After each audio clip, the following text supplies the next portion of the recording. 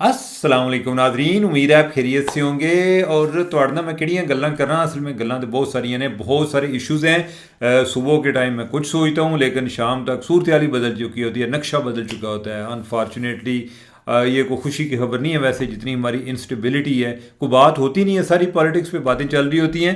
تو آج میں سینٹ کے حوالے سے آپ کو بتاؤں گا، بڑی دلچسپ سی باتیں ہیں.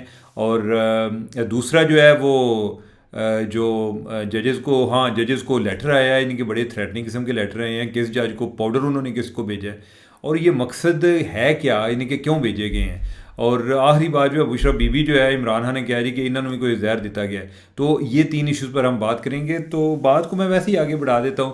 سبسکرائب کا تو میں نہیں آپ کو کہوں گا، لیکن ٹلی دھیان کر لو. سبسکرائب آپ کو اگر لگے، آپ کا دل کرے، تو یہ آپ کو یاد دہانی ہوتی ہے. تو ناظرین اچھا جی، جو سینٹ کے حوالے سے تھوڑا سا، یعنی کہ آپ لوگ ہیں تو بزی آدمی نا، یعنی کہ آپ نے پتہ نہیں ابھی کتنے ولاگ دیکھنے ہیں.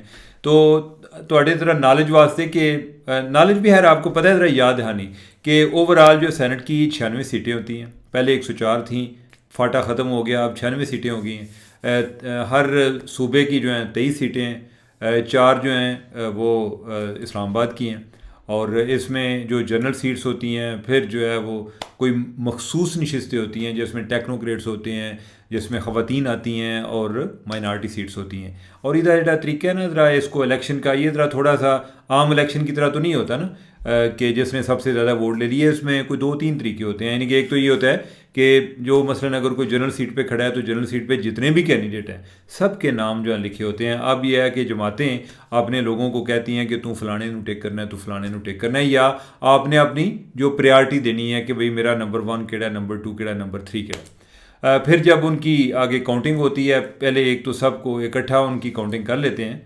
پھر اگر جس کے نمبر سب سے زیادہ ہوں، یا اگر کوئی ٹف کمپٹیشن ہو، تو پھر وہ دیکھ لیتے ہیں کہ in order of priority number 1 کتنے لوگوں کی پریارٹی ہے، نمبر 2 کتنوں کی پریارٹی ہے. تو تھوڑا سا ذرا یہ پیچیدہ عمل ہوتا ہے. اب یہ ہوتا ہے کہ چونکہ یہ بھی آگے ہر صوبے میں جو نشستیں الگ الگ ہوتی ہیں، تو ان کا پھر آگے کاؤنٹنگ کا معیار بھی پھر اس کے لحاظ سے چینج ہوتا ہے کہ ایک سینٹر کو کتنے ووٹ چاہیے. اور اس کے لیے الیکشن کمیشن نے طریقہ وضع کیا ہوتا ہے. جو اسی طرح جو 4 سیٹیں ہیں وہ اسلام آباد کی بھی ہیں. آج بھی الیکشن ہوئے ہیں. لیکن جو مزے کی بات ہے، یعنی کہ وہ ان الیکشن سے زیادہ جو لوگ ڈسکس ہو رہے ہیں وہ لوگ ہیں کہ جو آزاد آئے ہیں، جو آزاد مرد ہیں. اور آزاد مردوں میں بھی 3 مرد جو ہیں وہ ڈسکس ہو رہے ہیں. بلوچستان میں یعنی کہ انوار کاکڑ صاحب پرائم منسٹر بھی تھے، ابھی آزاد آ بھی گئے ہیں. انوار کاکڑ صاحب جناب آزاد ہوئے ہیں، لیکن وہ تو کہیں گے جی کہ اتنے تو سارے ہی آزاد سن. جو باقی سوری آزاد تو نہیں سن، ہے ان اپوز لوگ بلا مقابلہ منتخب ہوئے ہیں بلوچستان میں. میرا خیال 12 ہوئے ہیں یا 11 ہوئے ہیں. اور لیکن یہ ہے کہ ادھر میں سے جو کاکڑ صاحب ہیں، انوار کاکڑ صاحب، وہ آزاد ہیں. یعنی کہ ان کی قیادت پہ لوگوں کو اتنا زیادہ یقین ہے کہ سب پارٹیوں نے ان کو بڑے شوق سے ووٹ دیا. اب دوسری طرف ہے پنجاب میں محسن نقوی صاحب تھے.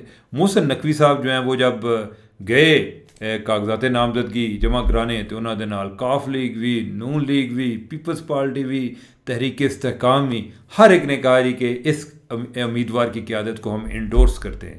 یعنی کہ دیکھیں نا، ایک اپنا اپنا لیول ہوتا ہے. یعنی کہ لیڈرشپ ہے، اٹس کالڈ لیڈرشپ، کہ ہر طرف سے ایک یقین ہے لوگوں کو کہ یہ بندہ ڈیلیور کر سکتا ہے. اب جو اس سے بھی جو ایک دلچسپ صورتحال تھی وہ تھی ادھر کراچی سے جو ہے وہ فیصل واڈا جو ہے، یعنی کہ ان کو تجویز کنندہ کون ہے اور تائید کنندہ ایم کے.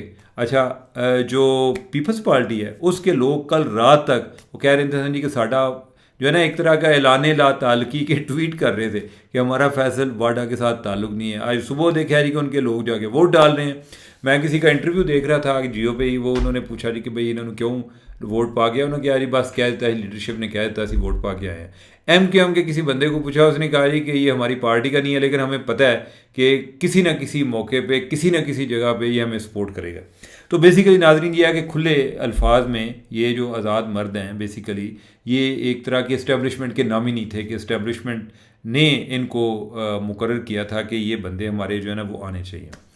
اب صورتحال یہ ہے کہ پہلے عام طور پہ ہر پارٹی میں بھی اس طرح کے لوگ ہوتے تھے، پہلے وہ پارٹیوں سے آ جاتے تھے، اب جو ہے انہوں نے پارٹیوں سے بھی ان کو جدا کر لیا ہے.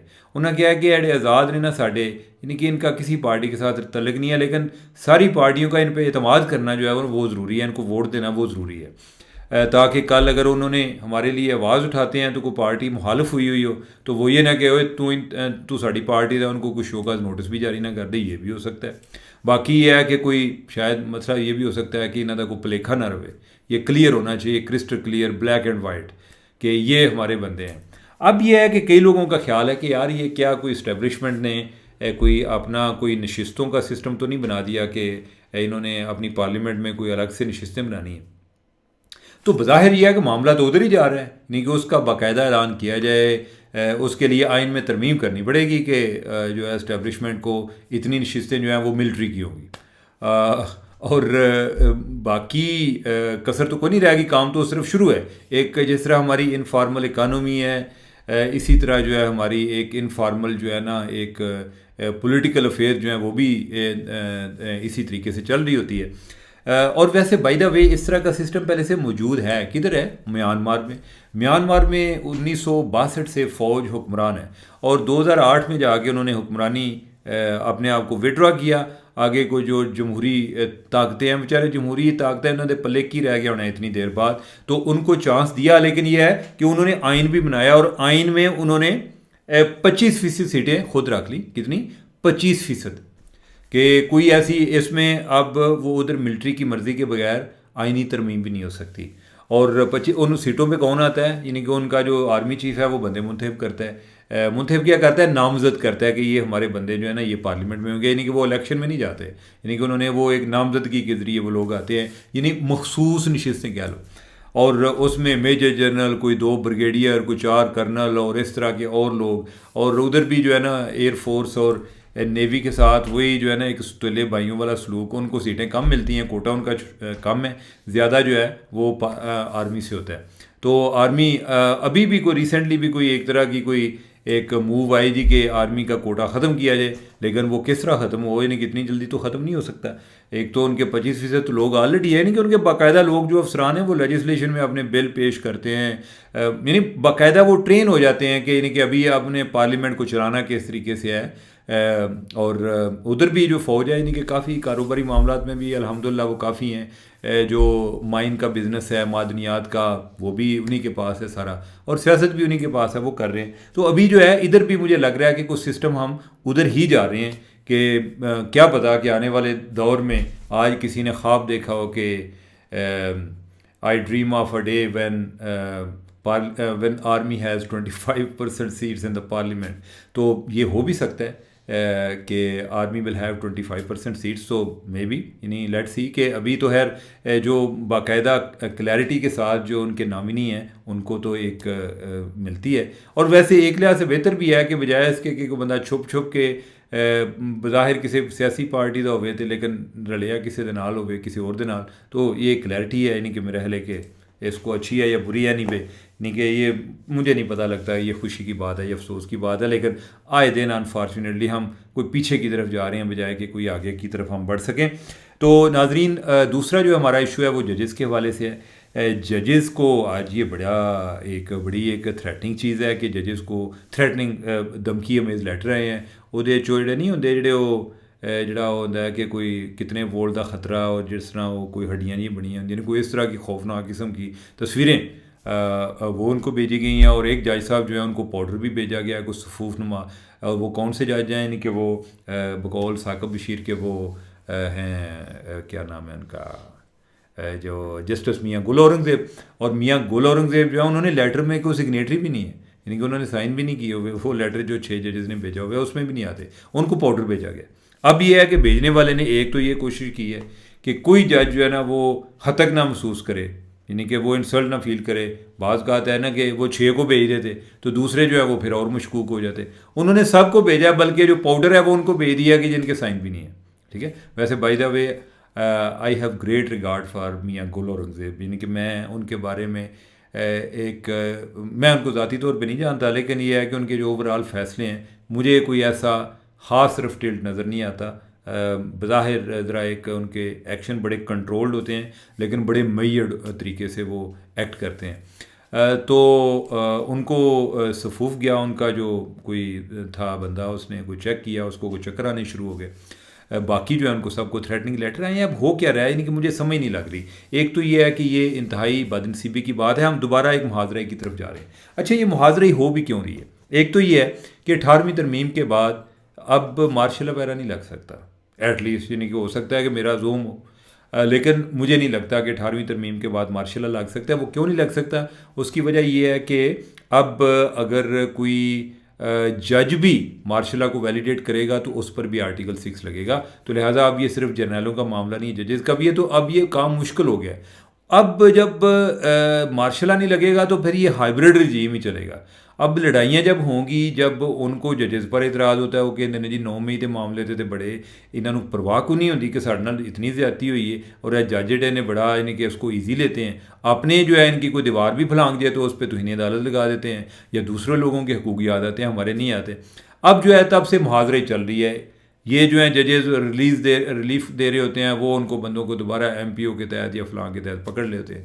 اب نوبت ادھر تک پہنچی ہے کہ تھریٹس تک آ گئی ہے, اب جو ہے لیٹرز تک آ گئی ہے. اس کا کیا مقصد ہو سکتا ہے؟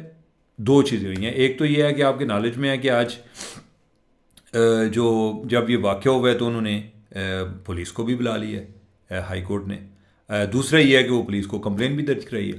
اب اس میں کل ادھر جو ہے شروع ہو جانی ہے جو 6 ججز کا جو اس پہ از خود نوٹس لیا ہوا ہے چیف جسٹس نے, قاضی فائزی صاحب نے, اس پہ کام شروع ہو جانا. اب کل کوئی سوال یہ بھی اٹھا سکتا ہے کہ موجودہ صورتحال میں کہ اگر ججز نے ان کو کوئی اس طرح کی کوئی تھریٹ آئی ہے تو انہوں نے پولیس کو کمپلین کیا ہے. پہلے جب کوئی تھریٹس آئی ہیں تو انہوں نے کسی جگہ پر کمپلین کیوں نہیں کی؟ ٹھیک ہے, کوئی یہ بھی سوال اٹھا سکتا ہے. مے بی یہ سوال اٹھانے کے لیے یہ آج والا جو ایونٹ ہے وہ سٹیج کیا گیا ہو. دوسرا جو ہے یعنی کہ ہو سکتا ہے کہ اوور آل ان کو ایک تھریٹ کرنے کی کوشش کی ہے. مجھے تو کوئی آئیڈیا نہیں ہے کہ یہ کیا ہے, لیکن یہ ہے کہ ایک چیز جو اس میں کلیئر ہو رہی ہے وہ یہ ہے کہ جن پر ایک دباؤ ڈالنے کی کوشش کی جا رہی تھی کہ جی سو موٹو ہوئے گا تو انہوں واڑ دیں گے, انج ہو جائے گا, ہو جائے گا, جناب قوم اکٹھی ہو گئی ہے, یہ آج کی اس حرکت سے انہوں نے یہ ایک پیغام دیا ہے کہ وہ گھبرائے نہیں ہیں, بلکہ وہ ابھی مزید ان کو ڈرانے کی کوشش کر رہے ہیں. اس کا کیا انجام ہوگا مجھے نہیں آئیڈیا, فرینکلی مجھے نہیں آئیڈیا, اور میں آپ کو بتاؤں کسی کو نہیں آئیڈیا. ہم ایک جو ہے نا ایک دوبارہ سے ایک انچارٹڈ ٹیریٹری, ایک وہ رستے پہ چل پڑے ہیں کہ جدھر ہم گئے نہیں تھے پہلے.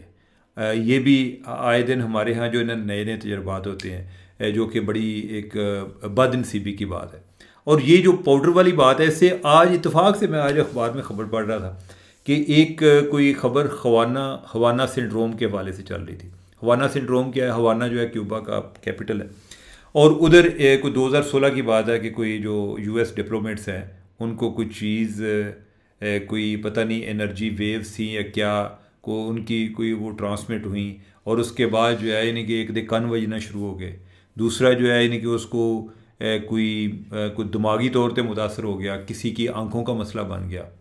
اچھا, وہ والے واقعات جو ہیں وہ بعد میں ویسٹ کی اور کوئی جو یورپ میں کئی کیپٹل میں جو یو ایس ڈپلومیٹس نے انہوں نے بھی رپورٹ کیے. ابھی کچھ 1 سال پہلے میرا خیال ہے کوئی ناٹو کی ایک کانفرنس تھی, ادھر ان کے ڈپلومیٹ گئے تھے, ادھر بھی یہ رپورٹ ہوئی ہے.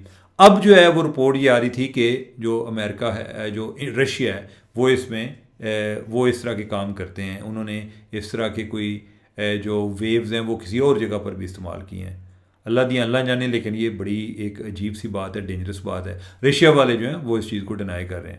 ہمارے جو ادھر لوگ ہیں ان کے بارے میں بھی باتیں چل رہی ہوتی ہیں جی کہ انہوں نے باقاعدہ R&D بنایا ہے, ریسرچ اینڈ ڈیولپمنٹ سیل بنایا ہے. کس چیز کا جی کہ پوائزن, مختلف قسم کے پوائزن چیک کرنے کے لیے.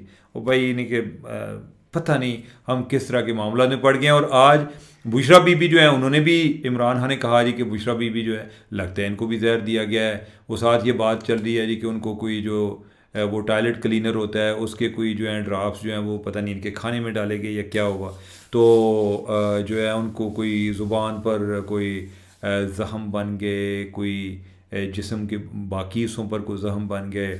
اب وہ کہہ رہے ہیں جی کہ ان کا مطالبہ ہے کہ ان کو کرایا جائے، ان کا میڈیکل کرایا جائے. اب ان کا اصرار ساتھ یہ بھی ہے کہ میڈیکل جو ہے وہ بھی شوکت خانم سے ہونا چاہیے. میرا خیال ہے کہ یہ شوکت خانم جو ہے نا، شوکت خانم انڈیپینڈنٹ رپورٹ نہیں دے سکتا بائی دا وے عمران خان کے کیس میں. ہو سکتا ہے، میں یہ بھی نہیں کہہ رہا کہ جو بشرا بی بی کے ساتھ ہوا ہے نہیں ہوگا، لیکن اس کی انکوائری جو ہے نا وہ انڈیپینڈنٹ ہونی چاہیے.